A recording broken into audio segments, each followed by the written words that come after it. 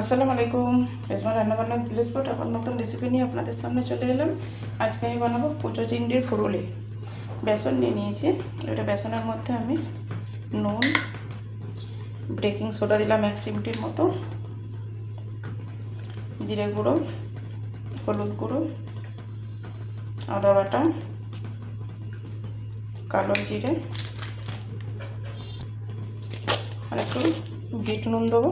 দিয়ে এটাকে আমি একটু ভালো করে হাতে করে মেখে নেবো। এবারে এর মধ্যে ম্যাগি মশলা দেবো। এটা হচ্ছে গরম করা তেল।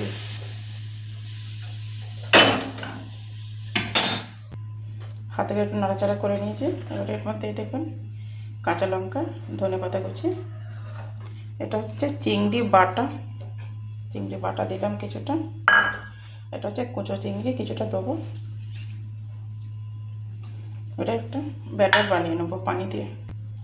দেখুন ব্যাটারটা কিন্তু এরকম হবে, বেশি কিন্তু পাতলা হবে না। এবারে অনেকক্ষণ ধরে এটা করে ফাটাবেন এইভাবে একটু। দেখুন তেলটা বসিয়ে দিয়েছিলাম। এবারে আমি ফুলগুলো দিয়ে দেবো। আমি আধ ঘন্টার মতো রেখে দিয়েছিলাম একটু।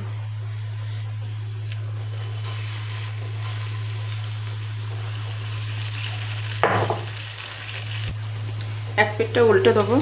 তবে ফুলগুলো যখন ভাজবেন এরকম ডুবো তেলেই ভাজা হবে। দেখুন সুন্দর উঠে যাচ্ছে। দেখুন লাল লাল হয়ে গেছে। এটা আমি তুলে নেব। বাকি ফুলগুলো দেখো লাল লাল করে ভেজে নেব। দেখুন ফুলগুলো কত সুন্দর হয়েছে। ভেতরটা দেখুন।